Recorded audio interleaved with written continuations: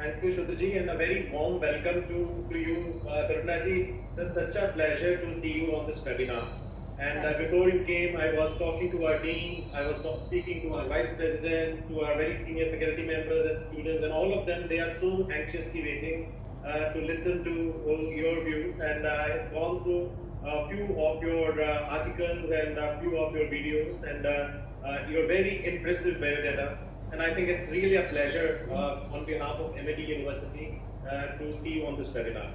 Dr. Chauhan, who's our founder, and our Chancellor, Dr. Atul Chauhan, they are also eagerly waiting to listen to you. But I would say one thing, that history is created by the great leaders. The leaders who know how to do unconventional things.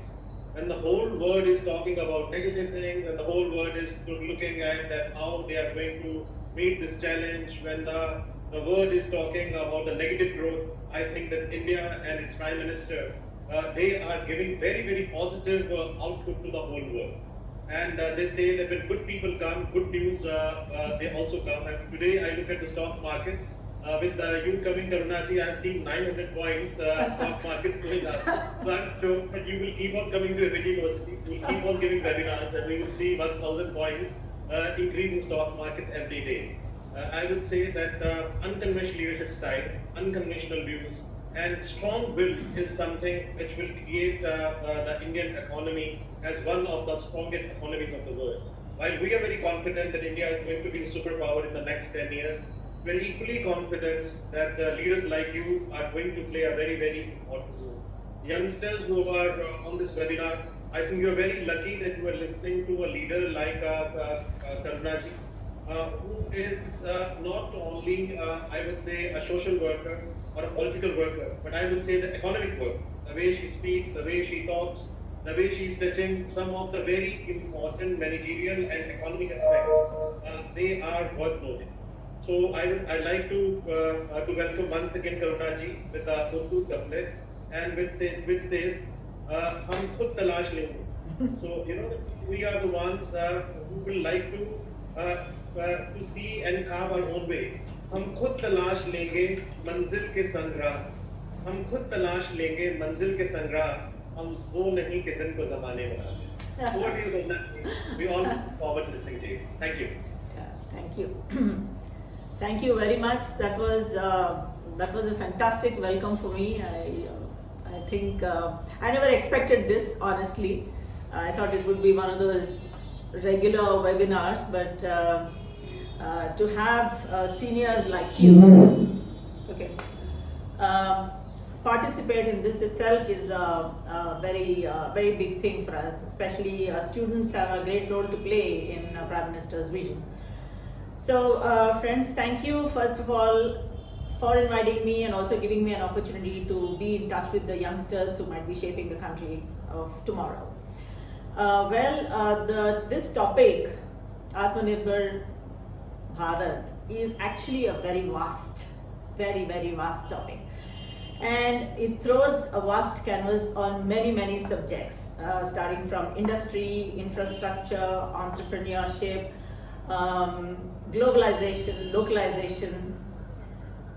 It also touches upon several important things. Let me say it straddles also policy, polity, and the political environment of not only the present but also the past. So given the complexity, I thought I'll try to simplify it and give a perspective that might be of value to students and also the teaching fraternity. So let me set the context. We know we are here today discussing this most important thing only because COVID has put us in this situation. We weren't prepared for this, and the entire world is thrown out of gear. And we also realize that how oblivious and how unmindful of everything we were. For instance, none of the countries really knew what was happening in the labs of China. We were quite oblivious to the developments in research and research laboratories in different parts of the world. We were oblivious and unmindful of the way we were harming the environment, we were also not very mindful of our consumption patterns. We were also oblivious to the negative impact of technological developments. I don't know how many of you have really researched to understand the impact of 5G. 5G is an exciting prospect for many, but 5G also has been proved to be extremely harmful for human beings and also the basic ecosystem. So we have been unmindful, we have been oblivious, and therefore that landed us into this reality, and we can say that the world has been slapped into this reality. Now coming to India, just like any part of the world, India also suffered pretty much, and but there is a little bit of, let's say, a blessing in the form that India has seen less of deaths, in the sense we are just experiencing 2.9% death rate, whereas the world average seems to be 6.5%. I'm not happy with that number too, but given the complexity of the country and the size of the country, I think we're doing a great job. India, I remember, when we got into this calamity, we were really wondering where to import our ventilators from, our PPEs from, even the masks, we were not having adequate number. But today, just in a matter of a few weeks, we are producing so many PPEs and masks that we have a surplus number. And India, everybody thought was a developing country, but we got into a position where we were actually supplying medicines to the developed world. Like you know that we have been giving hydrochloroquine to the world. It's not just that, but I think our traditional medicine also is going to make quite a bit of a foray, and most of the countries are going to now start seeking that help as well. So I read comments and also some newspaper articles saying that India is doing medical diplomacy.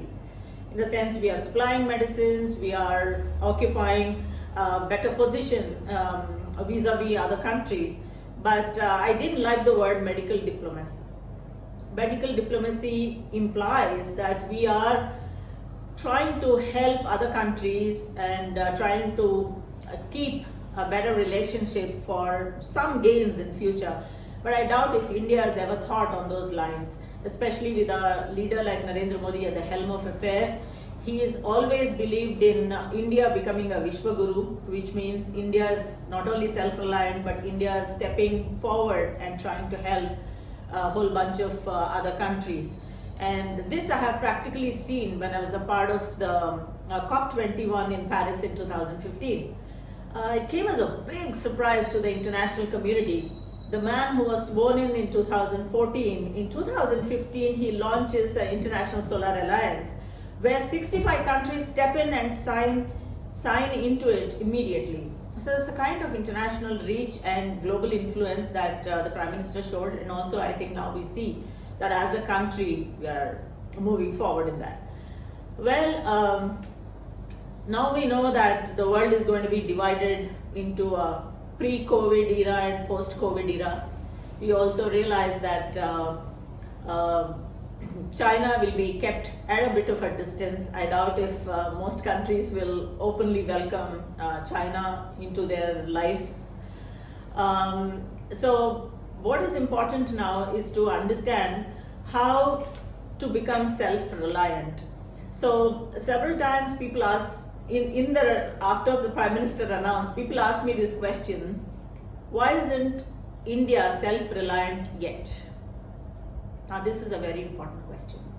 Why are we not self-reliant yet? Now let's go back and check right from the when we got independence. So in 1947, when we got independence, we quickly put our resources together. We embraced socialism, and then we went into the welfare state, and we invested. At that time, the government thought the best thing would be to invest in public sector undertakings, and then we went in there. Then we were trying to build our resources, build self-reliance. Then what happened in 1991 when Prime Minister P.V. Narasimha Rao was at the helm of affairs? the world at that point in time was experiencing globalization in a very big way. So what did the most visionary Prime Minister did? He just opened up the economy and came out with the reforms that India has never seen before. So we opened up to world trade and we started dealing with the world. So something good happened, but underlying that, there was a little bit of a problem that we experienced. Now, this is to do with how we defined globalization and how we defined our development at that point in time. So we told ourselves that reinventing the wheel is not a good thing. So what do we mean by that? When India globalized and we started dealing with other countries, we thought that if cheaper electronic components were available with China, why do we have to reinvent the wheel? Let's get them from China. If technology was available with the United States of America, why should India work on its R&D, make the technology here? Why don't we get it from United States? If a pharmaceutical API was available in Malaysia, why should Indian firms struggle? Let's get APIs from Malaysia. So at that point in time, that looked like a great logic. So we started getting more and more, and we started building our resources in partnership with the world. That's what has happened in 1991 and later on as well. Now, just to give a normal, real day-to-day example, take someone like me. I thought, why should I learn cooking when I can employ a cook? Because I will be paying money to her, giving her a livelihood, and I can start, focus on my area of work. So the logic worked at that time, but not during the lockdown when I myself, when there was no cook, she was not allowed to come, I had to become self-reliant, I had to learn. So India is in that kind of a situation now. At that point in time, it was a great idea, but today it's not a great idea because we don't seem to have built self-reliance at all. Now, another important thing to note, the biggest gap that we experience today, or let's say the biggest failure of all times in India, is that we missed what we call as the third industrial revolution. The opportunity that came in the form of third industrial revolution was to do with smart gadgets, computers, technology, everything to do with development. And what happened? India didn't have the resources. India never had its own indigenous products. So instead of capitalizing on the market created by third industrial revolution, we as India became a marketplace for smart gadgets. So all the smart products built in, let's say, Taiwan, in America, in different parts of the world started making their way to India and made India the second largest marketplace for smartphones. So we can take pride in the fact that we are a marketplace, but unfortunately we have not been able to produce and capitalize on the most important aspect of third industrial revolution. So that is what went missing in our planning. Now, but let's not, we can also take pride that we are a part of the fourth industrial revolution with disruptive technologies like AI, robotics. We still have a chance, but let me continue on the same tenor. So just to give another very simple analogy, I'd like to maybe say about Stephen Cohen, the gentleman. I remember reading his books maybe sometime in an aircraft some few decades ago. He talks about a transition from being dependent to independent to interdependent. That's the beautiful transition he gives. He says when you want to really work in a globalized world, you can apply to countries. You can say a country was independent, a country was dependent, then moved to becoming independent, and then moved to becoming interdependent, working with other countries. You know what happened in India? We moved from the dependent to interdependent. We sprinted from dependent to interdependent, opening up our economy. We missed the independent part. So we have not become independent. And that can be seen from one particular example I'd like to give. Is on what we see as Asian miracle. Some of you who are very keen on understanding the development and economy and economic development of the world, you would have heard of this phenomenon called East Asian miracle. Now let me explain. The 19th century, friends, you know that 19th century is supposed to be the European century. 20th century was the century of Americas. 21st century is supposed to be the century of Asia. So at the beginning of 21st century, the world, the Southeast Asia experienced what we call as the East Asian miracle. Now, countries like Singapore, Taiwan, Japan, including Japan, Vietnam, Malaysia, Indonesia, all of them have capitalized on this whole phenomenon of urbanization and industrialization and grew from a single digit GDP to double digit GDP because they invested in their local skills. They invested in their local industries. They empowered their human capital. They did all that work for their own countries. So they became from dependent to independent to interdependent very selectively and beautifully, and they grew.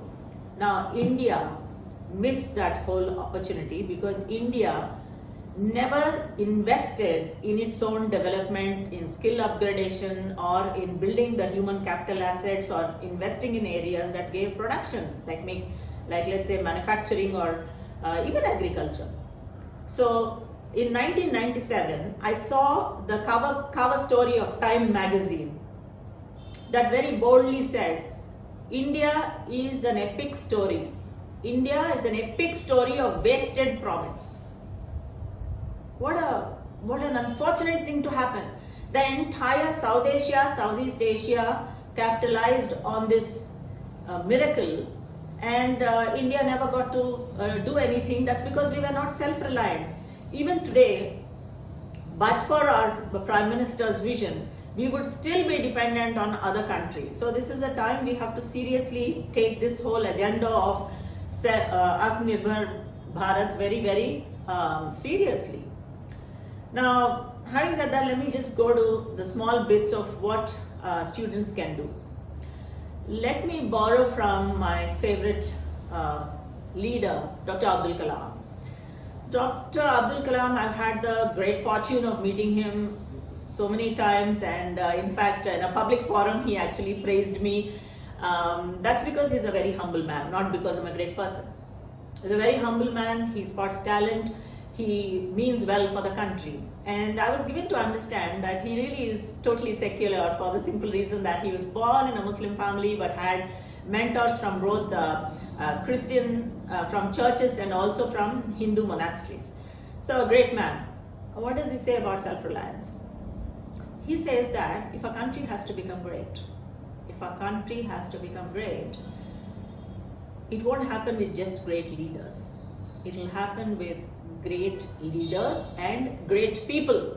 So each one of us has to be great to make this country great. He also said that self-reliance is possible, not if the government alone works. All of us have to work for self-reliance. So let's just draw from his inspiration and believe that if India has to become self-reliant, we all have to contribute to that development. Now, coming to the students' role in this whole game of self-reliance, I'd like to borrow two things that our Prime Minister said. If you have seen our Prime Minister's speeches or heard him converse in a very informal way, he repeatedly uses one word called demographic dividend. So he pins his hopes on the youth of India, but here I'd like to say that India has not experienced demographic dividend yet. We are at a stage where we are saying demographic promise. The youth is a promise today, but to convert into a dividend, they need to be educated, they need to be skilled, they need to be employed, they need to pay their taxes, and they need to contribute to the economy, not only financially, but also culturally and spiritually to the nation. That's when the demographic dividend will be realized. So our Prime Minister talks about it. Another important thing he talks about more recently is about the word demand. We have to set and create the demand. So friends, this whole self-reliance theory is not just about production. So we talked about infrastructure, make in India, everything is about production. But what about consumption? How do we consume to create the demand? So that is where your role comes. Now let me give some personal examples and give you right on the spot where you believe, where you can contribute and where you believe that you can be really a part of this entire big program. Years ago, when I was 24 years ago, I went on a scholarship to the United States of America. And when I went there, lot of things took me by surprise. And this is where you need to pay focus. Everything in United States of America is packaged, branded, brandished, positioned and marketed. Every little thing, your students of management, you would know that packaging is important, positioning is important, branding is important, and later marketing that product is important. So what they have done is they've taken our products, they've taken yoga. So this is 30 years ago, my friends. So when I went there, maybe 27 years ago. So when I went there, I was barely 24, 23. And I saw that yoga was completely marketed, branded, positioned, and every yoga studio was completely filled with people. So I'm not talking about the Bikram yoga, that is hot yoga. No, I'm talking about Iyengar yoga, Hatha yoga, Indian versions, packaged, sold, completely sold out. What did they package? The other things. I remember I went to a upmarket restaurant in New York, and the menu had something called congee, and the congee was presented to us as a probiotic and a prebiotic. So it was highly priced. Do you know what that congee was? It is our ganji. What we make from our rice. You cook rice, you throw away that rice, create what we call as ganji in South, and eat the rice. So this ganji, when you leave it overnight, there is enormous amount of bacterial activity and a lot of fermentation that gives the best bacteria for your stomach. And where did it originate? Originated in the rural parts of India, where people used to get their maximum nutrition from this ganji, and that is packaged beautifully and marketed in those places. Now I went to Starbucks. Starbucks, my friends, we did not go as normal people. I was a part of the Chief Minister's Advisory Council in Andhra Pradesh. So we were a delegation of industrialists and advisors to government. We went to the United States to forge a partnership with Washington State. So we went to this place called Seattle. What is Seattle famous for? Starbucks. It has 80 versions of coffee. You stand in a coffee, today you go to Starbucks. The line or the queue that you find for a coffee is far less than the queue that you will find for the golden tea or the yellow latte. What is that? It's the haldi doodh. So what they have done, they have packaged it so brilliantly and they put it there. And in fact, they have taken the patent. They've taken the patent for turmeric. So this is the kind of packaging that goes on. Even today, if you see Makhana, the other day I was, I think almost 10 years ago, I was flying in an American airline, United Airways, and there was a very high-profile diplomat from the United States sitting next to me. While he was chewing on his snacks he offered me, and he very proudly said, they are what? They are fox nuts. You know what are fox nuts? Again, packaged brilliantly, sold. They are makhana that we in Indian households, people eat in rural India. They are the lotus seeds. After a day's fasting, you eat it at the end of the day. So these are things that happen without our knowledge. Now, what has the United States given back? Please, there's a lot of learning in this. What has it given back? You go to a marketplace, you see cornflakes. They're marketed as nourishment for us. Now, as a student, I was in the United States. I went to among many places, like we were taken to Boeing, we were taken to many Air Force bases, etc. But we were also taken to a cornflakes factory. You know how cornflakes are made? They take the corn, they dry it, they heat it, they expose it to elements, and they kill the entire nourishment, make it into a flake, package it, and sell it to India, saying it's highly, highly nourishing. What has the West given us? They have given us quinoa. Quinoa is again a fortified kind of grain. It is sold for anywhere between 500 rupees to 800 rupees. What is the Indian equivalent? You have millets. Millets are highly nutritious. Quinoa you can give a run for its money, but millets are considered to be poor man's food in India. Now, we haven't been able to package and brand them and sell them any part of the world. We are not even able to sell it to India. So that is our condition today. Now, today happens to be the World Milk Day. And you know how they have brainwashed us. The West has brainwashed us in such a way that we are afraid to drink milk today because we think the casein is allergic to us. But if you do a lot of research, you know that the American cows are different, their casein is different. In India, it is highly digestible. Even an infant can digest our milk. And the vitamin A quantity is so much higher in our food. Today they talk about gluten intolerance from wheat. That is an American concept. Our wheat doesn't have gluten that is going to torture our innards.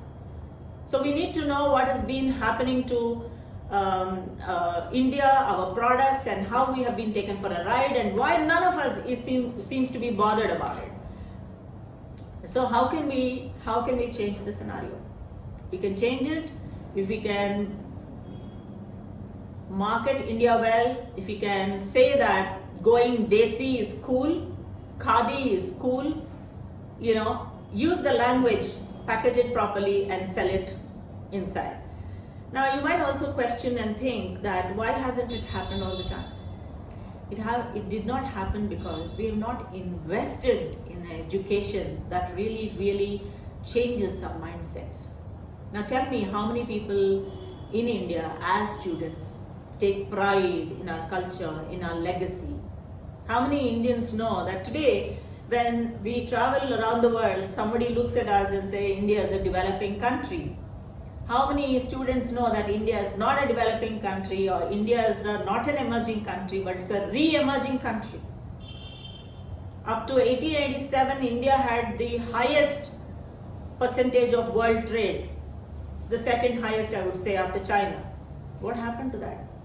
Before we were plundered by the Mughals, where were we? Our legacy was borrowed, taken by Mongolians from China, the Chinese, Japanese, Koreans. They would come to India, learn everything, especially mathematics. India produced the genius that you can't even believe. The decimal system, zero, emerged from here. In fact, the other day I saw a TED talk by an American, a mathematical genius he called.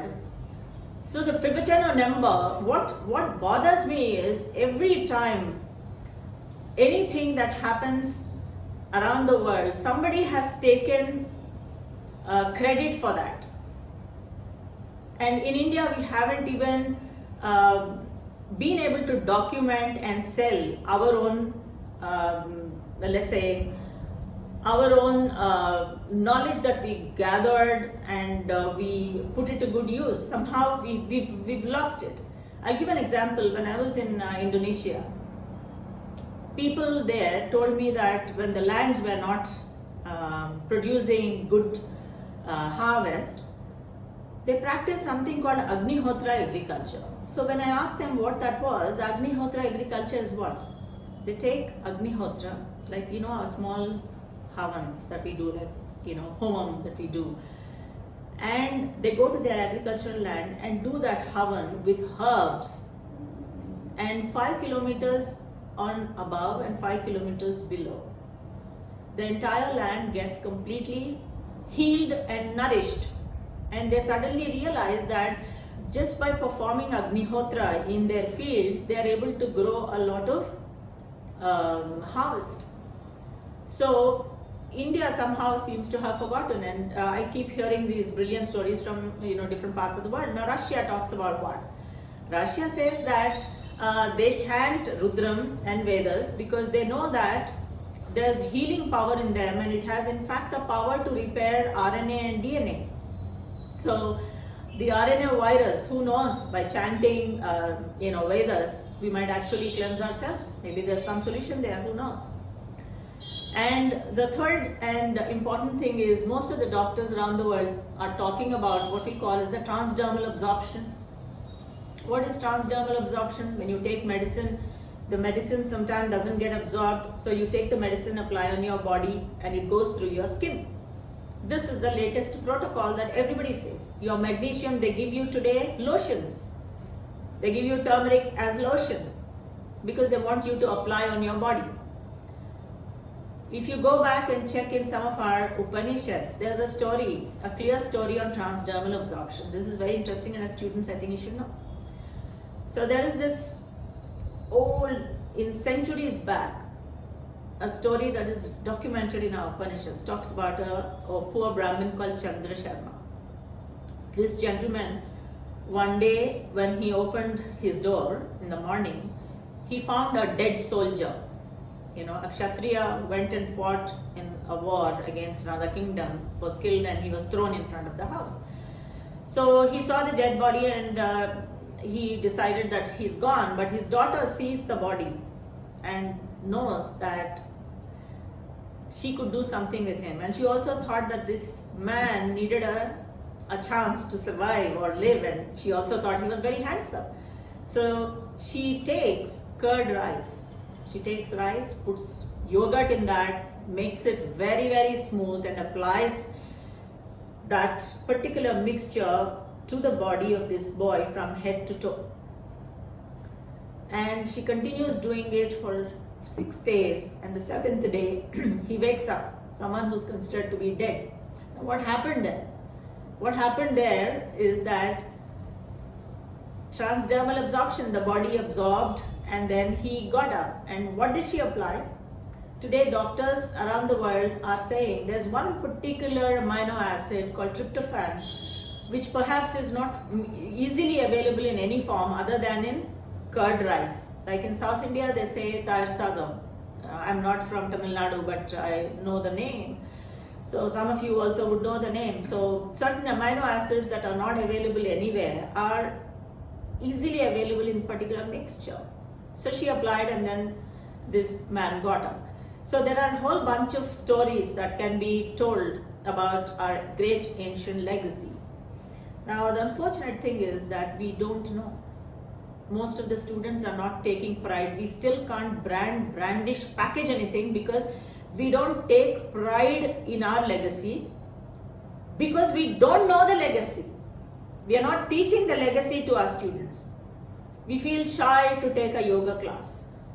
So if we want to be self-reliant as a country, I think the first thing we have to do is to really learn about the greatness of this country, and then start taking pride. Then take each of the things that we have, package them, brand them, position them, market them. Internal marketing. First you sell it to Indians itself. I remember years ago, there was a delegation from Clinton's office, Hillary Clinton's office, years ago when Obama was there. So we had an official meeting here, and then they asked me, they said, ma'am, we'd like to get to your website. So I told them my website just then got hacked. So you know what they said? So the senior person from there told me, don't you think your receptionist could fix it? Very, very casually she said, I'm sure your receptionist could fix that for you. So what does she mean by that? She meant that in India, people are so smart, so intelligent that even a receptionist could do HTML programming and get my site into place. That is the perception that people have about India and Indians. But I doubt if any of us really know our own caliber. So let me conclude by giving one particular story about the role of the young people. So this is what happened years ago in the year 1996. I was talking to the leadership team of a very big pharmaceutical company in Chennai. So this company had advisors from IIT Madras, and it's a very large company, and today it's now almost in the bio life space. 6 companies are there. So I was talking to the leadership team, and I had to demonstrate and say something to them about the role. So I picked up a girl sitting in the front row, and she was a young girl. I asked her, "What do you do?" So she said, "Ma'am, I mix chemicals." So I said, "What is your role in the company? How do you see your role in this company?" She said, "Ma'am, I mix chemicals." So any number of times I'm asking, she's just thinking herself as someone who's mixing chemicals.